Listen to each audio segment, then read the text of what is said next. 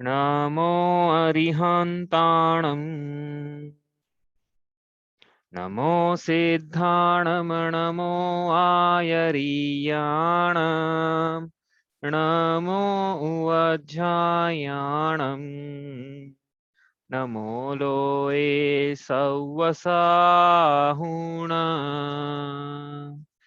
तीन भुवन में सार वीतराग विज्ञानता शिव स्वरूप शिवकार नमः त्रियोग संहारिके। पंडित दौलत राम जी की अनमोल कृति श्री छेड़ाला जी की छह ढालों में से हमारी चल रही है पांचवी ढाल, जिसमें वैराग्य की जननी 12 भावनाओं के अंतर्गत हमारा चल रहा है चिंतन आश्रव भावना पे। तो पढ़ते हैं एक बार। जो योगन की चपलाई ताते वे आश्रव भाई, आश्रव दुख कार घने रे बुद्धिवंत तिन्हें नीरवे। तो कल हमने लिस्ट बनाई थी हमारे दुख के क्या कारण हैं, तो क्या निकल के आया, संक्षेप में सार क्या निकल के आया, दुख का क्या कारण है। ये जो राग भाव हैं, विकारी भाव हैं, आश्रव के भाव हैं, मिथ्या वृत्ति प्रमाद कषाय योग के भाव हैं, 5 प्रकार के मिथ्या, 12 प्रकार की अविरति, 15 प्रकार के प्रमाद और 25 प्रकार की कषाय और 15 प्रकार के योग। ये मिथ्या वृत्ति प्रमाद कषाय योग 57 रूप के भाव हैं आत्मा के, यह दुख के कारण हैं। और इनमें से भी ये तो बहुत सारी सेना हो गई, इतने से किस इन सबसे किन से निपटते रहे हम, तो कोई एक बता दो। तो जीव की जैसी भूमिका है, यदि मिथ्या दृष्टि है तो कहेंगे मिथ्या दर्शन यह दुख का मूल कारण है। और जो सम्यक दृष्टि है तो फिर उसको समझा रहे हैं अब गुरु दूसरी प्रतिमाधारी को कि देखो ये राग भाव है, ये दुख के कारण है। तो दोनों ही दुख के कारण है, मतलब मोह दुख का कारण है, उसको दर्शन मोह में लगाओ या चारित्र मोह में, लेकिन फिर भी मूल कारण समझना है। मोह में भी क्या है, तो मिथ्या दर्शन ये संसार परिभ्रमण का, संसार के दुखों का मूल कारण है। तो अब क्या करना चाहिए हमें, दुख को हटाना है। तो उदाहरण दिया था ना, एक उदाहरण दिया था, हालांकि विवेचना की नहीं थी अपन ने। कुत्ते पे लाठी मारो तो वो लाठी पे झपटता है, मारने वाले पे नहीं झपटता है। तो उसको पता नहीं कुत्ते को मूल कारण क्या है, लाठी अपने आप में कारण थोड़ी है। तो लाठी को कौन मार रहा है, वो कारण है लाठी पड़ने का, लाठी कारण नहीं है। इसी प्रकार ये जीव पे जब कर्मों की लाठी पड़ती है तो वो लाठी को नहीं देखता है, वो क्या देखता है, वो कर्मों को नहीं देखता है, वो अन्य पदार्थों को देखता है कि ये धन की कमी, निरोगता नहीं है, या अन्य प्रकार से अनिष्ट का संयोग है वो दुख का कारण है। लेकिन ये तो मूल कारण तो दर्शन मोह मिथ्यात्व ये मूल कारण है। तो अपने को श्वान प्रवृत्ति यदि पाई जा रही है, घरों के बाहर बोर्ड रहता है ना, जैसे श्वान से सावधान, तो पंडित तुलत राम जी बोल रहे हैं श्वान प्रवृत्ति से सावधान। तो देख लीजिए हमारी किसी की श्वान जैसी प्रवृत्ति तो नहीं है कि हम लाठी पे झपट रहे हैं, जबकि झपटना तो मूल कारण उस पे चाहिए था। अब इसके अंतर्गत हम पढ़ रहे थे बंध तत्व थोड़ा सा। तो बंध तत्व की चर्चा आज पूरी हो जाए, क्योंकि बहुत दिनों से चल रही है आश्रव भावना, ऐसा विचार है। देखो अब कहाँ तक पहुंच पाते हैं। तो अपन बंध तत्व में अपन पहले तीसरी ढाल की पंक्तियां पढ़ते हैं कि यहाँ पे क्या लिखा था बंध तत्व के बारे में, है ना। आश्रव तत्व पढ़ने पड़ा है इसमें, उसके बाद आएगा बंध तत्व। तो यहाँ लिखा था, यो अजीव अब आश्रव सुनिए मन वच काय त्रियोगा, मिथ्या अविरति अरु कषाय परमाद सहित उपयोगा, ये ही आत्म को दुख कारण ताते इनको तजिए, जीव प्रदेश बंधे विधि सो बंधन कबहु न सचिए। तो यहाँ पे बंध की पंक्ति लिखी है। बंध तत्व क्या होता है, जीव प्रदेश बंधते हैं कर्म, कर्म से। विधि का मतलब यहाँ पे क्या है, कर्म लगाना है। यहाँ बहुत सारी जगह विधि का मतलब कर्म होता है और कहीं कहीं विधि का मतलब प्रकार भी होता है। तो यहाँ पे क्या लगा है, तो यहाँ पे कर्मों की योजना है। जीव प्रदेश बंधे हैं, किससे बंधे हैं, कर्मों से बंधे हैं। तो वो कर्मों से बंधना ही बंध है, आत्मा के प्रदेशों का कर्म के प्रदेशों से बंधना भाव बंध है। आत्मा के से परिणाम, आत्मा के प्रदेशों का कर्म प्रदेशों से बंधना है द्रव्य बंध है, और आत्मा के से परिणाम जिनसे द्रव्य बंध होता है, आत्मा के से परिणाम भाव बंध है। दोनों प्रकार से अलग अलग लगाना हमेशा परिभाषाएं। तो यहाँ पे उन्होंने लिखा है जीव प्रदेश बंधे विधि सो। तो ऐसे बंधन से क्या करे, कभू न सजिए, निर्देश का कथन है कि ऐसा मत कीजिए। तो हम जी समझा रहे हैं अपने को कि ऐसा मत करो, इस बंधन से अपने आप को मत सजाओ। तो किससे सजाए फिर पंडित जी, तो बोल रहे हैं कि हमारे पास भी है रत्न सजाने के लिए। कौन से रत्न हैं? सम्यक दर्शन, सम्यक ज्ञान, सम्यक चारित्र, इन रत्नों से अपने आप को, अपनी आत्मा को सजाओ, इन कर्मों से अपनी आत्मा को मत सजाओ। तो ये अब अपन पढ़ रहे थे कि ये बंध क्या है, क्या परिभाषा है इसकी, कितने प्रकार का होता है, ये विवक्षा हमने शुरू की थी। तो द्रव्य बंध, भाव बंध यहाँ से शुरू किया था देखो। और ऊपर से बात करें तो द्रव्य बंध क्या होता है, भाव बंध क्या होता है, कैसे आत्मा बंध जाता है, बंध के कितने भेद हैं, प्रकृति, स्थिति, अनुभाग, प्रदेश की अपेक्षा, क्या होता है प्रकृति बंध, स्थिति बंध, अनुभाग बंध, प्रदेश बंध, एक लाइन की परिभाषा थी। उसमें से हमने प्रकृति बंध देख लिया था कि प्रकृति के कर्मों की कितनी प्रकृतियां होती है, कितनी घातियां हैं, कितनी अघातियां हैं, कितनी सर्वघाती है, कितनी देशघाती है, कितनी पुण्य रूप है और कितनी पाप रूप है, ये हमने सब याद कर लिया था। याद कर लिया था क्या? तो याद तो मुझे भी, अभी आप मुझसे बोलोगे तो सकता है एक इधर चूक हो जाए, तो याद कर रिवीजन करेंगे बार बार तो याद होगा वो। तो लेकिन इतना पढ़ लिया था हमने। अब ये अपन ने पुण्य कर्म टोटल देखो यहाँ लिखा अपन ने, कर्म 148 है टोटल, है ना, 148 है। लेकिन पुण्य की उसमें 168 प्रकृतियां हैं, पाप की 100 प्रकृतियां हैं। तो इन दोनों को जोड़ करेंगे तो 168 आ जाएगा। तो 20 एक्स्ट्रा कहाँ से आ गए फिर? हम्म वो पाप के ऊपर टोटल करो और पुण्य की टोटल करो। जिस पर राइट लगाया है वो पुण्य है ग्रीन कलर से, जिस पर राइट नहीं लगाया है ग्रीन कलर से वो पाप है। इनको टोटल करोगे ना जब आप करना, तो ये आएगा निकल के काउंट, पाप की 100 प्रकृतियां, पुण्य की 68 प्रकृतियां। तो 168 68 हो गई है, तो कर्म की टोटल प्रकृति तो 148 ही थी। 47 घाती, 101 अघाती। तो ये काउंट कैसे बढ़ गया? हाँ, स्पर्श रस गंध वर्ण की जो 20 प्रकृतियां, उनका डबल काउंट हो गया। क्यों? क्योंकि वो 20 प्रकृतियां पुण्य रूप भी होती है और पाप रूप भी होती है, वो डबल काउंट हो गई। तो 20 दो बार जुड़ गया ना, इस प्रकार से ये है। अब अपन आगे चले यहाँ से। अब ये विचार कर लेना आपकी कौन सी पुण्य रूप है, कौन सी पाप रूप है। इसमें अपन ने कल है ना, ये व्रजोशन नाराज सहनन में मैंने शायद बोला था कि ये जो सहनन है इसमें हड्डियां वज्र की है और जो वेष्टन है वो वज्र का है, और कीले लगी है दोनों तरफ। ठीक है, वज्र नाराज में हड्डियां वज्र की है, वेस्टर्न नॉर्मल है, वो वज्र का नहीं है, वो दोनों तरफ कीले लगी हुई है। नाराज में दो कुछ भी वज्र का नहीं है लेकिन दोनों तरफ कीले लगी हुई है। अर्ध नाराज में एक ही तरफ कील लगी है। कीलक में कील है ही नहीं, फिर नाम कैसे कीलक? क्यों? हड्डियां कील की तरह है, हड्डियों का एंड पॉइंट है कील की तरह। ठीक है, और संप्राप्त सप्राटिका में कील एक भी कील नहीं है, उसमें हड्डियां भी कील मतलब जुड़ी हुई नहीं है आपस में, वो नसों से बंधी हुई है आपस में। यह संप्राप्त सप्राटिका है। इस प्रकार से कल शायद मैंने कुछ ऊंचा नीचा गड़बड़ बताया था। ठीक है, करेक्ट कर लेना उसको। अब अपन ये हो गया प्रकृति बंध। अब बात करें, चार प्रकार के बंध होते हैं, प्रकृति, स्थिति, अनुभाग और प्रदेश। हालांकि बचपन में याद ऐसे नहीं रहता क्रम, बचपन में याद करना क्रम। रामाशय मंदिर में जो क्रम याद किया था ना, मैं रामाशय मंदिर इसलिए बोलता हूँ भैया, देखो मैं तारीफ नहीं कर रहा हूँ, लेकिन बचपन का पढ़ा हुआ है, काम आ रहा है। तो अपने बच्चों को पढ़ा है पाठशाला में तो फ्यूचर में काम आएगा। क्या ये सब बचपन में हमने रामाशय मंदिर में पढ़ा था ये सब? चार प्रकार के बंध के भेद तो वहां जो पढ़ा था ना रामाशय मंदिर में, वो पढ़ा था प्रकृति, प्रदेश, स्थिति, अनुभाग। और यहाँ पे जो क्रम का भेद है वो प्रकृति, स्थिति, अनुभाग, प्रदेश। नाम तो ये क्रम बदल गया थोड़ा सा। हाँ, तो वहाँ अलग विवक्षा से था, यहाँ अलग विवक्षा से था क्रम। हाँ, ये इतना अंतर है। तो जिन्हें बचपन में याद किया था उनके लिए, उनसे पूछे तो वो यही, जैसे हमसे आप पूछोगे ना तो हम यही बोले प्रकृति, प्रदेश, स्थिति, अनुभाग। लेकिन यहाँ पे जब सिखाया तो प्रकृति, स्थिति, अनुभाग, प्रदेश की अपेक्षा है। ठीक है, तो क्रम का अलग अपना अपना अपेक्षा है। किस जैसे घाती से कर्मों के 8 क्रमों के नाम लेते हैं ना हम, तो अलग अलग कर्म किया, घाती घाती से करना है कि कोई वो सिक्वेंस से करना है, तो अपने अपने सिक्वेंस है। तो यहाँ पे बात करें प्रकृति के बाद, प्रदेश की बात नहीं करी, स्थिति की बात करी है, प्रदेश की सबसे एंड में करेंगे, वही हमने बताया अभी। तो स्थिति बंध किसे कहते हैं? कि कर्म का आत्मा के साथ बंधा रहने का जो काल है उसे स्थिति बंध कहते हैं। कोई कर्म का परमाणु आया है और आत्मा में कब तक बंधा रहेगा? कब तक? अनंत काल से बंधा हुआ है, अनादिकाल से बंधा हुआ, अनंत काल तक बंधा हुआ रहेगा क्या? तो मोक्ष कैसे होगा? तो उसकी एक मर्यादा है कि तब तक ही बंधा रहता है। अच्छा ऐसा है, तो फिर अभी तक सारे निकल जाने चाहिए थे। हाँ, आप तो बोल रहे हो 70 कोड़ा कोड़ी सागर अधिकतम मर्यादा है, तो अभी तक निकल जाना चाहिए था ना। और आप बोल रहे हो कि नादि संबंधे च सूत्र जी में सूत्र नादि बंधे च, तो ये कैसी गड़बड़ बात है? आप बोल रहे हो मोहिनी कर्म की उत्कृष्ट स्थिति, यहाँ लिखा है सामने मोहिनी कर्म। मोहिनी कर्म की भी 28 प्रकृतियां, उसमें दर्शन मिथ्या मतलब वो अपने भेद नहीं करे यहाँ पे। कौन सा वाला मोहिनी कर्म? सभी मोहिनी कर्म की नहीं रहती हुई 70 कोड़ा कोड़ी। हाँ, मोहिनी के भी भेद 28, 25, 4 चौक 16 और 9 25 9 है ना, और 25 और 3 ये 28। समझ में आ रहा है ना भाई 28 कैसे हो रहे हैं? 3 दर्शन मोह के, 25 चारित्र मोह के, तो 28 भेद है मोहिनी के। सबके सबकी उत्कृष्ट 70 कोड़ा कोड़ी सागर नहीं है। उसमें भी एक कोई एक है जिसकी है, वो नाम नहीं ले रहे हैं आज।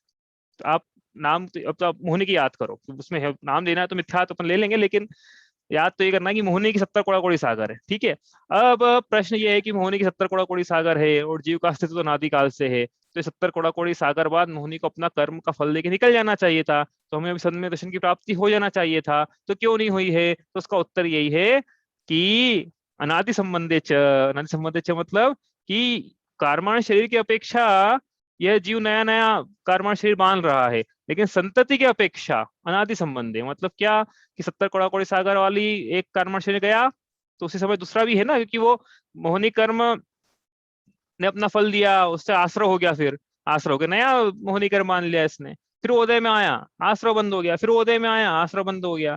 तो बीज से पेड़, पेड़ से बीज, बीज से पेड़, पेड़ चलता रहा है, अनादि की संतति चली आ रही है। तो उसको तोड़ना है तो क्या करना है कि जो अभी तक नहीं किया वो करना है। क्या नहीं किया कि हमने अपनी दृष्टि स्वयं पे नहीं रखी, आत्मा पे नहीं रखी, आत्मा में कोई रुचि नहीं हुई इसके। यदि आत्मा में रुचि होती तो संतति टूट जाती, इसने हमेशा पर पे रुचि रखी। तो अब बता रहे हैं कि आत्मा में रुचि रखो, आश्रय भावना बता रही है ऐसी कि तो पर पे रुचि जो रखी है, पर की रुचि यह दुखकार घनेरे और स्व की रुचि यही सार है। तो ये मोहिनी कर्म के उत्कृष्ट स्थिति पढ़ रहे हैं हम तो 70 कोड़ा कोड़ी सागर। एक कोड़ा कोड़ी सागर क्या होता है? 70 कोड़ा कोड़ी क्या होता है? करोड़ इंटू करोड़। और सागर मतलब क्या होता है? तो सागर मतलब कोड़ा कोड़ी 10 कोड़ा कोड़ी पल्य। अब ये पल्य क्या होता है? तो पल्य मतलब असंख्यात वर्ष। ठीक है, तो कितना हो गया ये 70 कोड़ा कोड़ी सागर? तो लगा लेना आप कितना हो गया, लेकिन असंख्यात वर्ष निकल के आएगा कहने का मतलब ये है 10⁻29 इंटू असंख्यात वर्ष। 70 भी लगा लेना साथ में, एक कोड़ा कोड़ी सागर का बता रहे अपन तो ये इतना असंख्यात वर्ष निकल के आएगा। असंख्यात वर्ष तक मोहिनी कर्म जो आज बांधा है, हो सकता है असंख्यात वर्ष बाद उदय में आए। असंख्यात वर्ष में कितने भाव निकल जाएंगे। उत्कृष्ट स्थिति यदि होती है आयु की, देखो नीचे लिखा है आयु की उत्कृष्ट स्थिति कितनी है? 33 सागर। तो 70 कोड़ा कोड़ी सागर में कितने भाव निकल जाएंगे? 33 सागर वाले। हालांकि 33 सागर वाले मिलते रहेंगे हमेशा, ऐसा नहीं है, तो हमेशा उसको सात नरक का नारकी बनाते रहे अपन, ऐसा नहीं है। हाँ, सात नरक के नारकी की होती है 33 सागर, सर्वा सिद्धि के देव की भी होती है, लेकिन वो गिनेंगे नहीं यहाँ पे क्योंकि मिथ्या दृष्टि की बात हो रही है ना। तो कितने भाव निकल जाएंगे? असंख्यात भाव निकल जाए। आज जो कर्म मांदा है असंख्यात वर्षों तक संसार में रुला दे, वो असंख्यात भवों तक, वर्षों तक नहीं भवों तक, कितने भाव निकल जाए बताओ इसमें। तो बचना है इससे, ये समझ में आना चाहिए।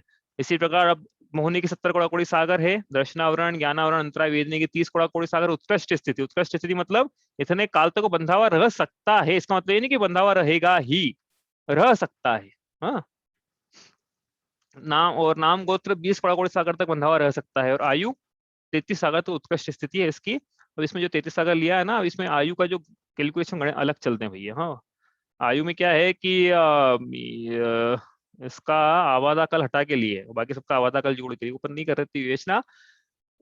आयु के फंडे अलग चलते हैं, तो मतलब हो सकता है कि भैया जीनो अभी मान ली 33 सागर की आयु, ठीक है, 33 सागर की आयु अभी मान लिया अभी, लेकिन अभी वर्तमान आयु तो चल रही है ना, तो वो भी तो गिनो। तो आयु में वो नहीं गिनी है, कहने का मतलब ये था। बाकी सब में तो गिनी आवादा काल, आयु में नहीं गिना है। ज्यादा अपन कंफ्यूज नहीं कर रहे हैं इसलिए कि क्या होता है आवादा काल वगैरह वगैरह, लेकिन बताया आपको जिनको समझ में आ रहा है कि भैया क्या ऊपर ऊपर क्या गड़बड़ है, नीचे क्या है, ऊपर नीचे क्या नहीं है जो ऊपर है। समझ में आया जिनको आया कि आयु में आवादा काल नहीं गिना, आयु में आवादा काल नहीं गिना हुआ, बाकी सब में आवादा काल गिना हुआ है। चलो, वेदनी की उत्कृष्ट स्थिति कितनी है? वेदनी है नहीं, वेदनी की उत्कृष्ट स्थिति कितनी है? लिखा तो 30 कोड़ा कोड़ी सागर 12 मतलब जघन्य स्थिति अभी ऊपर लिखी उत्कृष्ट स्थिति कितने अधिकतम समय तक स्थिति रह सकती है कर्म की आत्मा के साथ में। तो जघन्य स्थिति कितनी है? जघन्य मतलब मिनिमम। मिनिमम कब तक बंदा रह सकता है वेदनीय? कि अभी बंदा है तो 12 मुहूर्त बाद हो सकता है कि उसकी सविपाक विपाक निर्जरा जो भी होना है हो जाए। अधिकतम काल वेदनी, न्यूनतम काल वेदनी का रहने का 12 मुहूर्त है, और नाम गोत्र का न्यूनतम काल 8 मुहूर्त, शेष का न्यूनतम काल अंतर मुहूर्त। क्या अभी बंदा है और अंतर मुहूर्त में, अंतर मुहूर्त तो बंदा ही रहेगा, मतलब अंतर मुहूर्त में हो जाएगा। नाम गोत्र ऐसा 8 मुहूर्त है, न्यूनतम है ये स्थिति उनकी। ठीक है, स्थिति में इतना ही है बस, ये बस 4 चीजें को याद रखना है। 4 चीजें यदि याद हो सके तो बहुत अच्छा है। अपन बात करें अब, क्या समझ में आई स्थिति? कुछ पूछना है? नहीं पूछना है? अबाधा काल क्या होता है, नहीं पूछना है ना? बहुत अच्छा है, चलो आगे चलते हैं अपन। अब प्रकृति हो गया, स्थिति हो गई, अब अनुभाग क्या होता है? अनुभाग मतलब कर्म की फलदान शक्ति, कितने इंटेंसिटी से वो फल देगा, तीव्रता से फल देगा, या ऐसा फल देगा कि मान लो दे ही नहीं रहा हो, जैसे न के बराबर इसका अनुभाग रहे, शक्ति रहे, मतलब फलदान शक्ति। तो इसमें अब क्या करना है कि ये थोड़ी हायर टर्मिनोलॉजी अपन क्या है नेक्स्ट ग्रेड की है, छड़ाला की तो भूमिका के बहुत बाहर है ये, लेकिन हम क्या करते हैं स्पर्धकों को उसके शक्तियों के अनुसार बांट लेते हैं। तो लता स्पर्धक मतलब लता का स्पर्धक मतलब ज्यादा अनुभाग वाला, एक कम अनुभाग वाला। मतलब घाती कर्म है उसमें फलदान शक्ति है घाती कर्मों में, तो उनके स्पर्धकों के अनुसार। कम अनुभाग वाला वाला था। हाँ, लता स्पर्धक मतलब कम अनुभाग वाला। ये लता दारू अस्थि से लिखा हुआ है, तो ये नरम से कड़क की तरफ है। हाँ, तो इंटेंसिटी मतलब कौन ज्यादा हेवी है, मतलब कौन ज्यादा हार्ड है। शेल ज्यादा, शेल मतलब पत्थर, अस्थि मतलब हड्डी, दारू मतलब लकड़ी, और लता मतलब लता। तो कौन सा ज्यादा हार्ड है इसमें से, तो शेल ज्यादा हार्ड है, तो उसकी इंटेंसिटी सबसे ज्यादा हार्ड है समझाने के लिए भैया। हाँ, ऐसा कोई नाम हमने रखे हैं ये। अब स्पर्धकों को क्या करा कि 4 कैटेगरी में क्लासिफाई कर दिया कि यहाँ से ले तक यहाँ तक इंटेंसिटी होगी तो हम इस स्पर्धक को बोलेंगे लता नाम का स्पर्धक। यहाँ से लेके यहाँ तक इंटेंसिटी रहेगी उसकी, शक्तियांश रहेंगे शक्ति के, उसको बोलेंगे। मतलब जो भी पैरामीटर नाप बना सकते हैं ना, और कोई भी पैरामीटर नाप, किसी भी चीज को नापा जा सकता है अभी संसार में, किसी भी चीज को नाप सकते हैं और किसी भी चीज की रेटिंग दे सकते हैं। जैसे नाक किसकी अच्छी है सबसे ज्यादा, तो अपन रेटिंग एजेंसी खोल सकते हैं अपनी, ऐसी रेटिंग एजेंसी नाक की रेटिंग करे किसकी नाक अच्छी है, कर सकते हैं ऐसा। Anything can be rated under sun, तो सिखाया था भैया हमको, बता रहे हैं आपको। तो ये हमने हमने क्या करा, इनको नाप लिया मेजरमेंट स्केल पे कि इसकी शक्ति इतनी, इसकी शक्ति इतनी, इसकी शक्ति इतनी, इसकी इतनी, क्लासिफाई कर लिया। इसको बोला लता, बीच वाले को बोला दारू, उसको बोला से, इसको बोला शेल। नाम रखे हमने हमारी कन्वीनियंस के हिसाब से। ठीक है, अब ये जो क्रम है यह स्पर्धक, स्पर्धक मतलब लगभग लगभग समान अनुभाग वाले कारमान वर्गणाओं का समूह, कर्म का समूह, उसको बोलते हैं स्पर्धक, समान अनुभाग वाले। और निषेक मतलब, निषेक आप सोचना क्या होता है। हाँ, कर्म के कौन सा, निषेक किसको बोलते हैं, कर्म की व्यवस्था। हाँ, एक किसको। समय में उदय में आने वाले कर्म हाँ, परमाणु। बहुत बढ़िया, एक समय में उदय में आने वाले कर्म परमाणुओं का समूह निषेक है। और अनुभाग मतलब लगभग समान अनुभाग वाले कर्म के परमाणुओं के समूह को हमने स्पर्धक कहा। तो लता स्पर्धक मतलब वो लगभग लगभग एक, बिल्कुल एक जैसे नहीं रहेंगे भैया, वो थोड़ा मतलब वो रेंज है उसकी, सितारू की रेंज है, अस्थि की रेंज है, शेल की रेंज है। ठीक है, तो ये जो रेंज बनाई अपन ने, ये घाती कर्मों में जो स्पर्धक पाए जाते हैं उनकी रेंज है। स्पर्धक समझ में आया ना, कर्म की फलदान। समान अनुभाग वालों में तो विभिन्न कर्म परमाणु आ सकते हैं ना। हाँ, आएंगी ना। है ना? हाँ हाँ हाँ वही स्पर्धक हुए ना। हाँ, वही स्पर्धक हुए ना, उसी को तो उनका समूह ही तो है, तो आएंगी ना, एक से ज्यादा ही रहेंगे वो तो। ये तो रेंज बनी ना अपन ने कि भैया 1 से लेके तो 10 तक की उसको भी तो अपन डेफिनेशन में क्लासिफाई कर सकते हैं ना। किसको, कैसा मतलब। अलग अलग कर्म परमाणु के समान अनुभाग वाले कर्म परमाणु को ऐसा अलग अलग कर्मों के विभिन्न प्रकार के ऐसा। हाँ, तो करो ना, बिल्कुल कर सकते हैं ना, करते ही हैं वो तो, करते ही। ये तो अपन ने घाती का लेके चल रहे हैं, घाती में भी आपको दर्शन होगा करना है, आप कर लो। मिथ्या तो करना, तो वैसे हो जाएंगे डिवाइड, लता दारू अस्थि शेल में जितने भी घाती कर्म है सबके सब ऐसे डिवाइड हो जाएंगे अलग अलग कर्मों में भी। वो करते ही हैं वो तो, समझने के लिए ना, वो तो करते ही हैं। अपन ने अब समझा नहीं अभी कि सम्यक मिथ्या तो प्रकृति कहाँ पाई जाएगी इसमें, तो अपन देखेंगे कहाँ पाई जाती है। तो अपन बना सकते हैं कि भैया दर्शन मोह का है, इसमें इधर वाला ये सम्यक प्रकृति है, बीच वाले सम्यक मिथ्यात्व, इधर वाली मिथ्यात्व है। ऐसा बना सकते हैं इसमें स्केल पे, वो बता नहीं रहे हैं अभी, क्योंकि वो बनाएंगे तो अभी 4 प्रश्न नए खड़े हो जाएंगे, इनका उत्तर भी देना होगा हमको। हम चाहते हैं कि बंद का वर्णन हो जाए, आजकल लंबा टाइम चल रहा है ना, अपन कर्म कांड नहीं पढ़ रही हो कि, लेकिन कर सकते हो अपन। ठीक है, तो ये हुआ। अब तो क्या है आगे की भूमिका के लिए याद रखना, लता दारू अस्थि शेल, ये क्या स्पर्धकों के हिसाब से हमने रेंज बनाई, उसके नाम रख दिए हैं। तो लेफ्ट से राइट में अनुभाग बढ़ता जा रहा है, इंटेंसिटी बढ़ती जा रही है। मतलब शेल नाम का स्पर्धक उदय में आएगा ज्यादा फल देगा, लता नाम का स्पर्धक आएगा तो देशघाती, ठीक है, इस प्रकार का फल देगा वो। शेल आएगा सर्वघाती, इस प्रकार को दे सकता है वो, ठीक है, देगा मतलब इस प्रकार से ये है। ठीक है, तो लेकिन घाती कर्म का क्लासिफिकेशन क्या है, अघातियों में अलग प्रकार से भेद, घातियों के नाम अलग प्रकार के रखे, मतलब कंसेप्ट तो यही है क्या कि हमने उसको क्लासिफाई किया 4 कैटेगरी में स्पर्धक, उनके ऊपर नाम रखे, जैसे लतादार अस्थि शेल, वैसे इनके नाम रखे अपन ने। यहाँ पे देखो आघाती में दिख रहा होगा आपको स्क्रीन पे, पुण्य प्रकृतियां अलग है, उसमें पाप प्रकृतियां अलग है। तो पुण्य के नाम अलग रखे हैं, पाप के अलग रखे हैं। पुण्य के मीठे नाम रखे हैं, पाप के थोड़े से खट्टे नाम रखे हैं। तो गुड़ गुड़ खांड शर्करा अमृत, मतलब गुड़ से ज्यादा मीठा खांड है, खांड से ज्यादा मीठा शर्करा, उससे ज्यादा मीठा अमृत है। तो अमृत नाम की पुण्य की जो स्पर्धक है वो उदय में आएगा तो बहुत ज्यादा मीठा फल देगा। संसार की अपेक्षा, अनुकूलताओं की अपेक्षा। इसी प्रकार नीचे है नीम, कांजीर, विष, हलाहल, तो एक से दूसरा ज्यादा कड़वा है, नीम से ज्यादा कड़वा कांजीर, उससे ज्यादा कड़वा विष, सबसे ज्यादा कड़वा हलाहल विष जहर। तो वो हलाहल नाम का उस स्पर्धा यदि उदय में आता है तो जीव को बहुत तीव्रता से पाप का फल दे के जाता है। ठीक है, यही बात समझ में। इस प्रकार से ये हमने अनुभाग की अपेक्षा से किया है। इसमें इतना ही पढ़ा हमने, ज्यादा विशेष नहीं पढ़ा था इसमें, बहुत ज्यादा विवेचना है इसकी। अपन ने तो इतना 4-5 शब्द याद कर ले, अपन बहुत है अपने लिए। अब प्रश्न ये उठना चाहिए कि आप बोल रहे हो कि यहाँ से लेफ्ट राइट में जाते हैं तो अनुभाग बढ़ रहा है, लेकिन आपके डायग्राम में तो ऐसा लगता है कम हो रहा है। लाइन इधर ज्यादा है उधर कम है। तो ये क्या चक्कर है?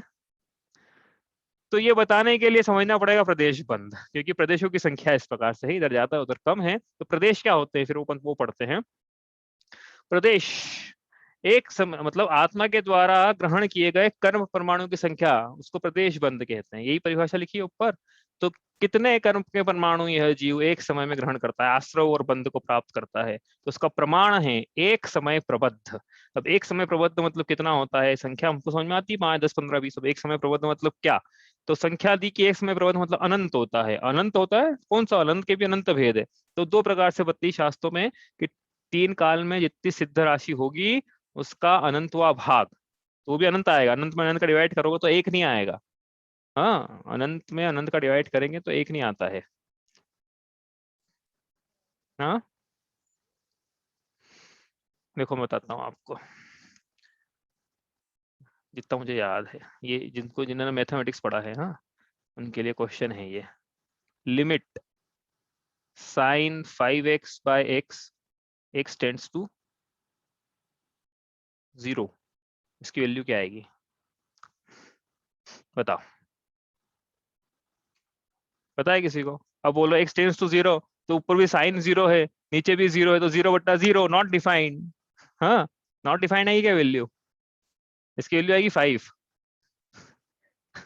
इसकी वैल्यू आएगी 5। और 5 कैसे आएगी वो अलग बात है, लेकिन तो कहने का क्या मतलब है कि ऊपर भी 0 लग रहा है, नीचे भी 0 लग रहा है अपने को। x टेंड्स टू 0 ना, कि x की वैल्यू 0 की तरफ जा रही है, तो साइन 0 इज 0 और नीचे भी 0, x तो 0 है ही, तो ऊपर भी 0 नीचे भी 0, 0/0, 0/0 मतलब कितने, आंसर आ रहा है 5। क्योंकि 0/0 नहीं है, वो कुछ और है। इसी प्रकार यहाँ पे अनंत डिवाइडेड बाय अनंत करोगे ना, तो ऐसा नहीं कि आंसर 1 आएगा, अनंत से अनंत कैंसल, ऐसा नहीं आना, आंसर अनंत आएगा। और एक एक तरीका ये समझने का, 3 काल में इतने सिद्ध राशि होगी उसका अनंत भाग, और दूसरा तरीका ये है कि जितनी अभव्य राशि है संसार में उसका अनंत गुना। तो कहने का क्या मतलब है कि सिद्ध राशि तो बहुत ज्यादा है, अभव्य राशि तो बहुत कम है। यहाँ से ये बात ये भी समझ में आती है। तो हम ये ना सोचे कि हम अभव्य हैं, बहुत कम है अभव्य, हम ही क्यों अभागे अभव्य हैं। हम तो देवशास्त्र गुरु के मानने वाले, हम अभव्य कैसे हो सकते हैं, हम तो भव्य ही हैं। क्या हम जिनवाणी सुन रहे हैं ना, जिनवाणी सुन रहा है वो भव्य है। तो ये अपन तो वो नहीं पढ़ रहे, वो तो एक समय में बंधने वाले परमाणुओं की संख्या कितनी है, आंसर है अनंत। अनंत का क्या प्रमाण है, 3 काल में सिद्धों की राशि जितनी है उसका अनंतवा भाग, या फिर जितने टोटल अभव्य हैं, तो जितने रहते हो अभी एट ए टाइम, जितने उतने एट ए टाइम उतने ही रहते हैं, वो कम ज्यादा नहीं होती अभव्य राशि। हाँ, ना भव्य राशि कम ज्यादा होती है, वो तो उतने ही जितने हैं। तो अभव्य राशि का अनंत गुना, तो वो सब मिलके सब अनंत ही आने वाला है। तो ये है एक समय में बनने वाले परमाणुओं की संख्या। अब इसमें ये भी रफ है, इसमें भी क्या है उत्कृष्ट, इसमें भी मतलब ये जघन्य है, इसमें संख्या का मल्टीप्लाई करते हैं तो उत्कृष्ट परमाणुओं की संख्या आती है, लेकिन वो भी एक समय पर वृद्धि कहलाती है। इतना डिटेल नहीं कर रहे, उसकी भी रेंज है, मतलब ऐसा नहीं कि इतने बिल्कुल एक क्वांटिटी 15 ही बन देंगे, वो रेंज है उसकी, 10 से 15 बनते हैं, ऐसा कुछ रेंज है उसकी। हाँ, रेंज में है वो, लेकिन अभी यहाँ पर जो स्पेसिफिक नंबर लिखा हुआ है आपके सामने, लेकिन स्पेसिफिक नंबर नहीं है इसमें, संख्या मतलब यहाँ ये मिनिमम नंबर है, इसमें संख्या का मल्टीप्लाई करोगे तो मैक्सिमम नंबर आएगा। इस रेंज के बीच में परमाणु बनते हैं प्रत्येक समय, किसके, अरिहंत भगवान के। अरिहंत भगवान के। उनके बन रहे हैं, तो हमारे तो बन नहीं सकता। कोई ऐसा बोले अरे भैया उनके बन रहे हैं, स्थिति नहीं पड़ रही है उनमें, क्या? हाँ हाँ, स्थिति नहीं, हमारे में स्थिति पड़ती है, ये अंतर है। उस स्थिति क्यों नहीं पड़ रही है, तो उसका उत्तर अपन यहाँ देखा है, यहाँ लिखा है, स्थिति क्यों नहीं पड़ती है उस अरिहंत भगवान को। क्योंकि उनको जो आश्रय हो रहा है वो योग से हो रहा है, और हमें जो हो रहा है साथ में कषाय पाई जा रही है। तो जब सिर्फ योग मात्र से आश्रय होता है तो प्रकृति और प्रदेश बंद तो पड़ता है, लेकिन स्थिति अनुभाग नहीं पड़ते। अरिहंत भगवान को नहीं पढ़ेंगे स्थिति अनुभाग, भले वो एक समय प्रबद्ध बांधे प्रति समय, लेकिन हम बांधेंगे तो उसमें स्थिति भी पड़ेगी और अनुभाग भी पड़ेगा। तो मतलब हम जो बांध रहे हैं उसमें भविष्य में उदय में आएगा। स्थिति बढ़ रही ना, मतलब क्या है इसका मतलब समझ में आ रहा है ना, स्थिति बढ़ रही मतलब वो कर्म का परमाणु चिपक गया है, भविष्य में आके उदय में आके जीव को संसार में रोके रखेगा। और इन भगवान ने योग से आश्रव किया भी तो स्थिति नहीं पड़ रही है उसकी। प्रकृति प्रदेश तो पड़े हैं, स्थिति नहीं पड़ी। मतलब क्या है कि एक समय की स्थिति पड़ी है वो तो। अब एक समय की स्थिति क्या होती है, दीवार है ना, यो खिड़की से आया, कषाय की चिकनी थी नहीं, टकराया गिर गया, टकराया गिर गया, तो ऐसी आत्मा से टकराया निकल गया, टकराया मतलब आत्मा ने ग्रहण किया निकल गया, ग्रहण क्या निकल गया, स्थिति नहीं पड़ रही है, मतलब ये। ठीक है, तो चार चार कषाय नहीं है वो, चार प्रकार से जो पढ़ रहा है मिथ्यावृत्ति प्रमाद कषाय, इससे स्थिति अनुभाग बंद है। और योग यदि मात्र योग से आश्रय हो रहा है तो प्रकृति प्रदेश बंद है, स्थिति अनुभाग नहीं पड़ते हैं उसमें। ठीक है, तो ये चर्चा हुई बंध तत्व की। अब कल का प्रश्न, क्या प्रश्न था कल का? पहले तो प्रश्न भी याद है कि नहीं? हाँ वो तो हो गया था कि प्रश्न तो याद है। हाँ बताओ। अवधि अवधि ज्ञान, हाँ अवधि ज्ञान वाला प्रश्न था। हाँ, उसके पहले वाला जो प्रश्न था उसका आंसर तो जो मैंने कल पूछा था उससे रिलेटेड होगा ना। उसके पहले वाला प्रश्न था कौन सा वाला? पहला प्रश्न था अमूर्तिक मूर्तिक वाला जो था। हाँ, अमूर्तिक आत्मा से मूर्तिक कर्म का बंधन कैसे होता है। हाँ हाँ, वो जो आपने बोला था उससे थोड़ा थोड़ा रिलेशन है उसका। ना, हाँ मतलब मैं जो जा रहा था वो सही जा रहा था उस पे। हाँ वो ठीक एक है। उत्तर नहीं, एक उत्तर देखो, बहुत सारे उत्तर मिलते हैं इस प्रश्न के अलग नहीं अलग। उसका उत्तर तो यही नहीं था मैंने, वो तो बस समझने के लिए था, तो उससे हाँ रिलेटेड ये हाँ आंसर हाँ जाएगा ना। हाँ हाँ, उससे रिलेटेड मतलब वो कर्मण वर्गणा से कर्म आते हैं और ग्रहण कर्मण वर्गणा में जाके बंधन को प्राप्त होते हैं, इसलिए अमूर्तिक से अमूर्तिक का बंधे, ये इस प्रश्न का एक उत्तर ये है। ठीक है, लेकिन उसे और भी अन्य अन्य ग्रंथों में अन्य अन्य प्रकार से भी अपेक्षाओं से उसका वर्णन मिलता है, इसलिए अपन ने ज्यादा खोले ही नहीं था उसका। द्रव्य संग्रह में अलग उत्तर है, प्रवचन सारजी में अलग है, मोक्ष प्रकाशक में अलग है, अलग अलग ग्रंथों में। और तत्वार सूत्र में भी अंतर दिया उसका दिया है, अलग अलग आचार्यों ने अपना अलग अलग विवक्षाओं से उसका उत्तर दिया है। ठीक है, तो अपन चार पांच उत्तर नहीं ले रहे हैं अभी, आप पढ़ना उसमें। आत्मा मूर्ति जैसे वो ना गाथा है, वर्ण रस पंचगंधा दो, तो द्रव्य संग्रह में इस गाथा में उत्तर दिया है फिर कि मूर्ति का मूर्ति से कैसे बंधन होता है, ऐसे अलग अलग मोक्ष प्रकाशक में भी दिया हुआ है इसका उत्तर। तो ये तो नहीं पढ़ रहे अपन तो ये जो प्रश्न कल का मतलब बंध पढ़ना है ना अपने को, तो इसमें अपना प्रश्न ये था कि अवधि ज्ञानावरण और मति ज्ञानावरण यद्यपि ये देशघाती प्रकृतियां हैं, तो फिर हमें वर्तमान में इनके उदय होने पर भी अवधि ज्ञान और मन परिज्ञान की प्रकटता क्षयोक्षम क्यों नहीं पाया जाता है, ये इसका ये प्रश्न था। तो कोई बताना चाहता है?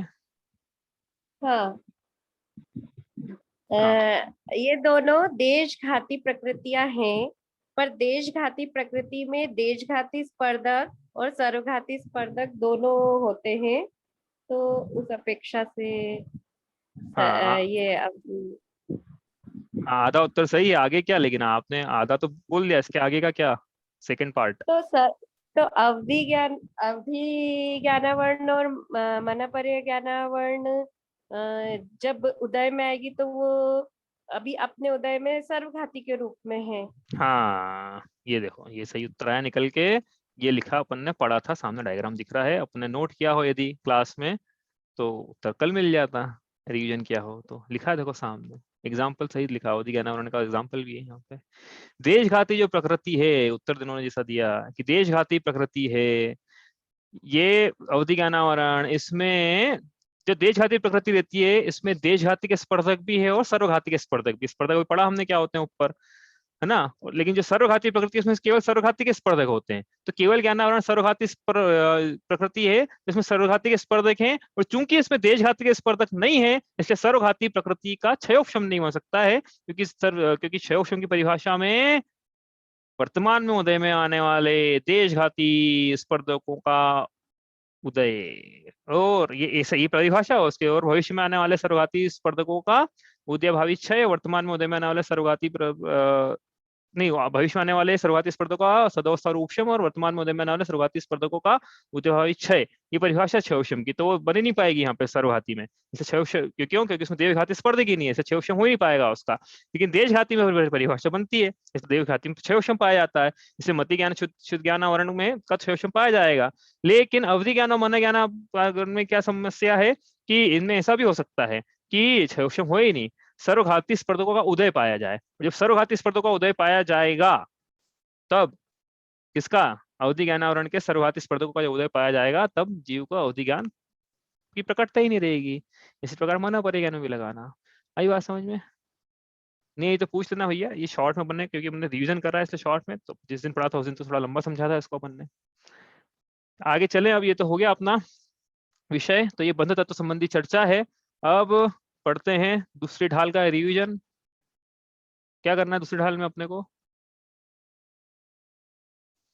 बंध तत्व में जीव के विपरीत श्रद्धान कैसा पाया जाता है?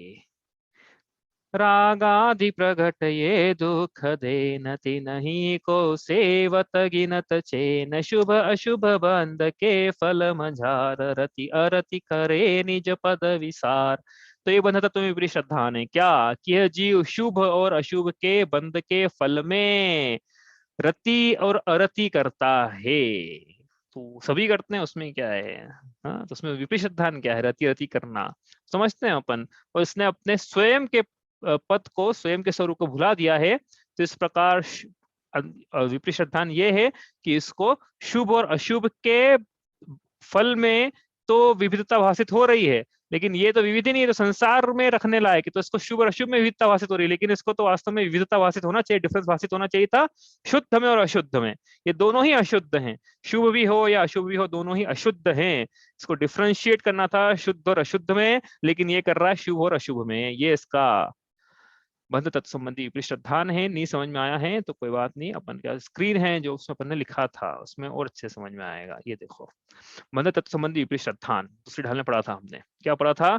शुभ और अशुभ बंध में विभिन्नता भाषित होना। ये जीव शुभ के बंध को अच्छा मानता है, अशुभ के बंध को बुरा मानता है। तो इसने डिफरेंशिएट किस में करा? शुभ के बंध और अशुभ के बंध में किया। लेकिन करना किस में था कि शुभ और अशुभ दोनों एक समान है, इसको करना था बंध अवस्था और अबंध अवस्था में।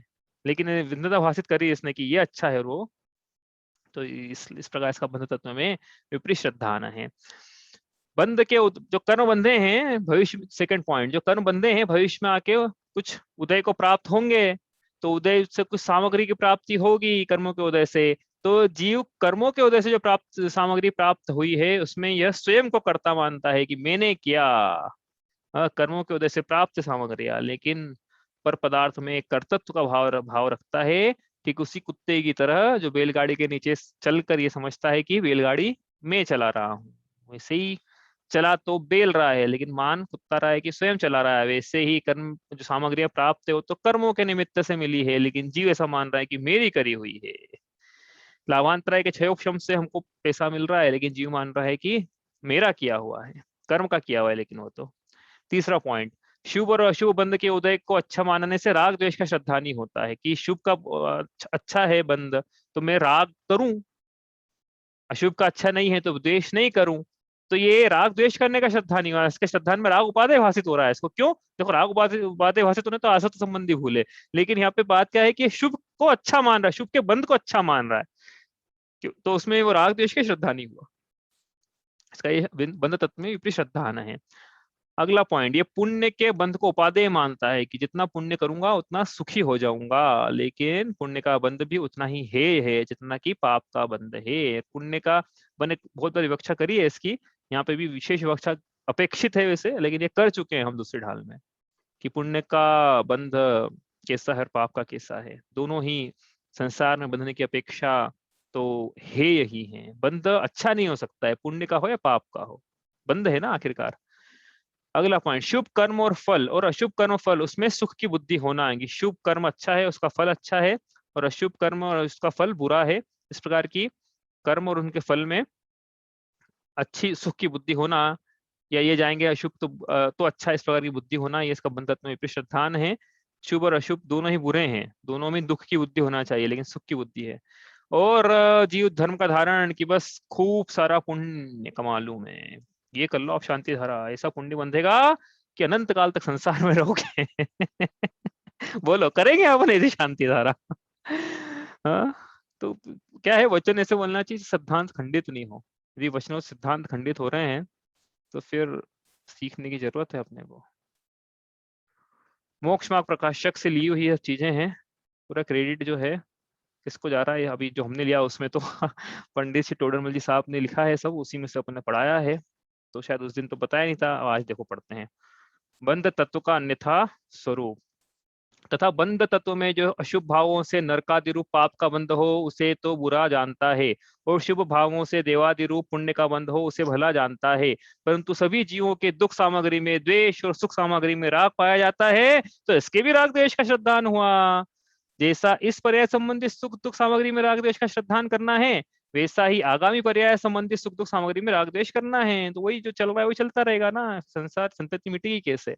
तथा शुभ अशुभ भावों में पुण्य पाप का विशेष तो अघाती कर्मों से होता है, परंतु अघाती कर्म आत्मगुण के घातक है ही नहीं। पुण्य की प्रकृतियां सारी अघातियां हैं और वो आत्मा के गुणों को घाती नहीं करती है। तथा अशुभ और अशुभ भावों में अघाती और शुभ अशुभ भावों से घाती कर्म का निरंतर बंध होता है। शुभ मतलब और करें इसको तो शुभ भावों से घाती कर्मों का निरंतर बंध होता है। शुभ भावों से घाती कर्म का, एक बार फिर से, शुभ भावों से घातियां कर्मों का निरंतर बंध होता है, और सारे के सारे 47 के 47 घाती कर्म पाप रूप ही हैं। शुभ भावों से पाप का बंध निरंतर होता है, इसका मतलब ये हुआ। आया समझ में कैसे हुआ। शुभ भावों से घाती कर्म का निरंतर बंध होता है, घाती कर्म सबके सब पाप रूप है, इसलिए शुभ भावों से निरंतर पाप का बंध होता है। लिखा है ना सामने। और वही आत्मगुण के घातक है, इसलिए देखो आगे पॉइंट कंक्लूजन। अशुद्ध भावों से कर्म बंध होता है, उसमें भला बुरा जानना वही मिथ्या श्रद्धान है। कर्म बंद हो रहा है अशुद्ध भावों से, लेकिन ये शुभ और अशुभ को में डिफ्रेंशिएट कर रहा है, शुद्ध और अशुद्ध में नहीं कर रहा। समझ में आ रहा है ना। जहाँ अशुद्ध बोला है वहां शुभ अशुभ दोनों लगाना, और जहाँ शुद्ध बोला है वहां ना तो शुभ है ना अशुभ है। 3 प्रकार के उपयोग है, शुभोपयोग, शुद्धोपयोग और शुभ उपयोग, अशुभ उपयोग और शुद्धोपयोग।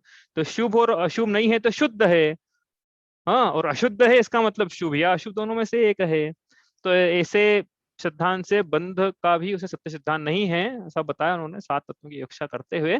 इस प्रकार बंध तत्व पे चर्चा आज पूरी होती है। कोई प्रश्न हो तो आप कल लेके आइएगा, वरना कल से अपन शुरू करेंगे। अब क्या करना है बंध के बाद देखते हैं वो संवर भावना में। ठीक है, इतना ही करते हैं आज। स्याद्वादनये षट द्रव्य गुण पर्याय और प्रमाण का, जड़ कर्म चेतन बंध का, अरु कर्म के अवसान का। कह कर स्वरूप यथार्थ जग का, जो किया उपकार है, उसके लिए जिन वाणी माँ को वंदना शत बार है, वंदना शत बार है।